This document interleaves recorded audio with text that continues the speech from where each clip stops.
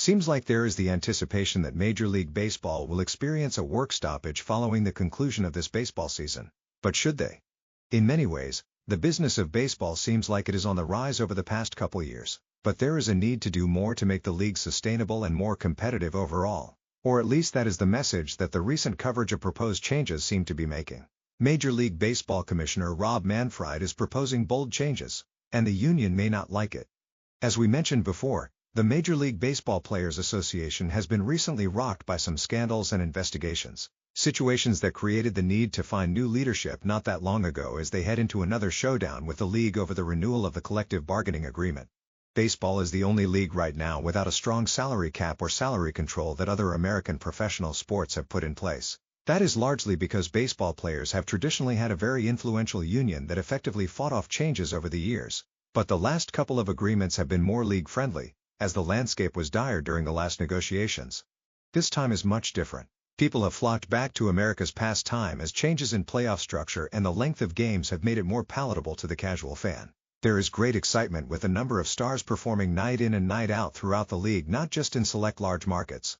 More teams remain in contention for a longer period of time now, so there is greater fan engagement, rather than certain fans completely switching their interest to the upcoming football training camps.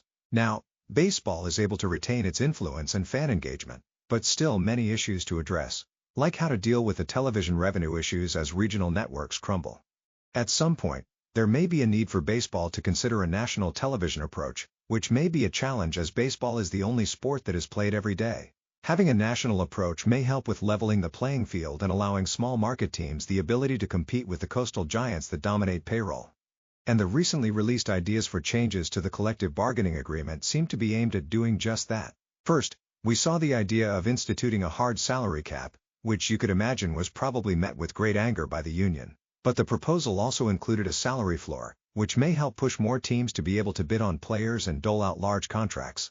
The position many players take is that every team should be able to spend like the Los Angeles Dodgers, but that does not seem to be a reality for many small market team owners. Many owners in small markets rely heavily on effectively drafting and developing with minor incursions into the free agent market here and there. A recent proposed change just announced was altering the amateur draft and the international draft. Now, Major League Baseball is proposing that domestic talent must be at least 2 years out of high school before being eligible to enter the draft. This will most likely positively impact the college baseball scene, as top talent will most likely spend 2 seasons chasing Omaha.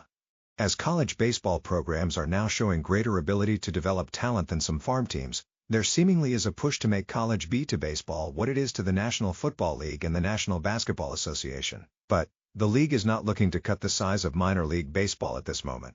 This will also impact the age of when players will reach free agency, which is typically their 5th or 6th year in the majors. We have seen teams manipulate that process by keeping a player in the minors until late April so the season does not count. I guess that should end that practice, but I could imagine this is not popular as written. Increasing the age of the international talent pool and making them go through a draft is also a big change. Apparently there is a great level of corruption around the ages of talent from international pools and maybe some improper handling of the athletes. Also, families leverage the players' future for access to money through loans. According to the worldwide leader in sports, this change could help reduce the level of corruption, and there are rules to address the alleged steroid dosing given to these athletes reportedly when they are still very young. That is disgusting.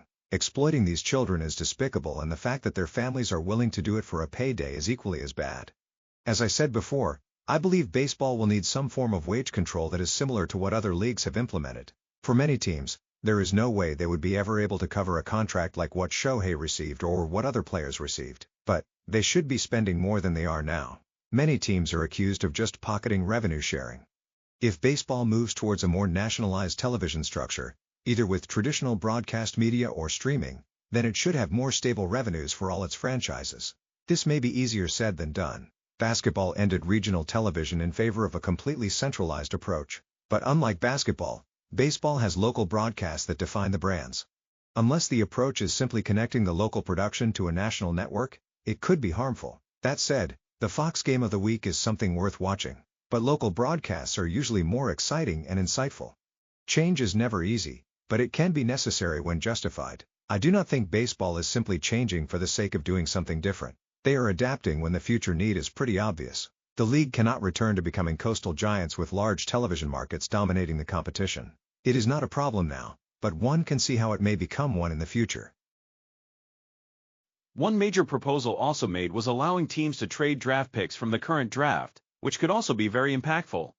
The owner of the New York Mets once stated that the value of the draft pick is 5 times the value of the player selected in that spot.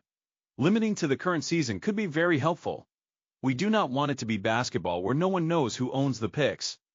For many top contenders, a top pick in the draft is not as desirable as a young proven player heading into their prime. Many teams will trade top prospects, and, once this is accepted, top picks as well to secure a player that has shown actual ability in the majors who could play for them over the next 10 years. So this could be a game changer.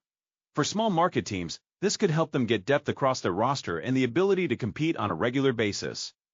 The best time to implement changes or innovations is when you are on the rise. The old adage is if it is not broken, do not fix it.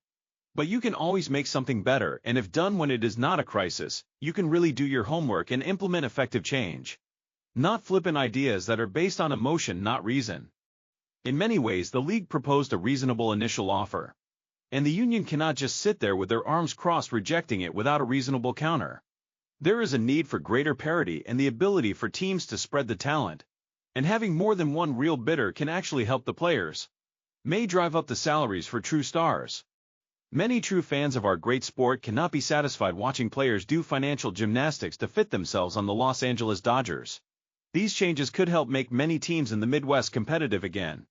Not just for a wild card, but an actual World Series trophy. Imagine that for teams like the Pirates or Reds, who have been largely disappointing overall lately.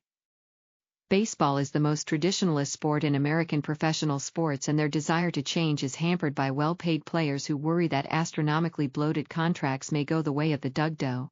Especially if you are looking for that first historic contract or the next one. You may want to hold the line. But, unlike other leagues, we have seen baseball struggle at the highest level. Remember when they were almost going to eliminate 2 teams? The economic reality that some franchises operate under are real and cannot be completely ignored by fans of the big market Northeastern teams that thirst over every big signing. It will be very interesting how this impacts teams with long bloated contracts already on the books. Are they going to have to trade these stars, or how will the obligations be addressed? Will the league implement some form of bird rule like in basketball where you are allowed to go over the cap to retain your own drafted players? Generally, I prefer market-based approaches to everything, as it does provide the fairest outcomes when not manipulated. But free agency in sports is not a pure market where supply and demand is in its purest form. It is a closed, controlled market. Free agency is a race to the top even if the recipient is not more accomplished as the prior spot holder. On one side you have a cartel-like situation with the union, and the other side is a set of teams that operate as one company or individual franchises when beneficial. The likelihood of some form of work stoppage is probably high. Players do not want to lose potential future bloated agreements. And teams no longer want to see rivals take every player on the market. And the league wants to see parity and every market have a chance at success. There is still time for real negotiation. Now, I am not by any means an advocate for those who hold strong negative emotions against those who earn higher compensation. But consider the amount of jealousy and anger hurled at people who provide them with products and services that they use on a daily basis because their compensation is too high. Yet, some of those people are the same ones who do not criticize athletes who accept large contracts for playing sports that are becoming almost inaccessible for the common person. There are undoubtedly fans who will argue every player is worth every penny, while at the same time complain about their team's inability to build a competitive team because of an albatross salary that limits their cap space or budget to sign other talent. Income is relative to the demand for your services and the available supply to replace you. And athletes at the highest level of their sport will draw high salaries. They deserve their income like any other person with a unique, uneasily replaceable skill set. Instituting a salary cap does not necessarily end the bloated wages. Just how many end up on one team? The challenge in sports is that teams have to make an investment in an athlete before they get any assurance of a future positive payoff. Unlike in most businesses, where the compensation is largely a derived earnings tied directly to a realized result, For example, if a company exceeds its targets, then the chief executive may receive bonuses and can execute stock options as a result. Every fan remembers a contract that paid a player based on what they did in the past and saw them not come even close to it when the contract kicked in. For Phillies fans, we remember the unfortunate situation where our first baseman tore his Achilles on the final play of our postseason before his extension kicked in. Changed how people looked at the contract, despite the overall production being all right. Now, let us not ignore the business side of free agents. The jersey sales, increased gate, and other boosts to revenue over the course of a contract can help to offset the impact of a contract. I am sure the Dodgers already have recouped their investment because of the market for their top stars. Good players bring fans to the stadium, sell merchandise, and improve local ratings, so it makes sense to invest if you have the returns to cover the expense. Major League Baseball needs to address salaries to some degree, especially how they are deferred and structured. The liability created by pushing payments back may seem like a no-brainer, but we have seen them struggle financially. So, while they are on the upswing, fix some fiscal issues. But not sure that following the crowd is the way to go considering the existing environment.